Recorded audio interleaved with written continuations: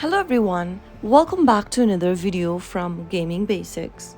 In today's episode, I'm gonna be showing you how to reset your password for War Thunder. So let's dive into the video right away. First of all, open your War Thunder mobile application on your device. Once you end up in this choose authorization method option, go ahead and select any one login method. In order to change your password, you will need to choose the Guys in option at the bottom, and then you will be prompted to enter your email and password. In case you don't remember your Guys in account's password, tap on I forgot my password link. Now, in the password recovery website, you will need to enter your registered email. Go ahead and type in the code that is shown right beneath the box and tap on continue. On the next page, an email with a password reset code has been sent to you. Go ahead and open up your email and open up the email that you received from guysin.net, which will then show you this change password option. Tap on it and select a web browser from the list. Now,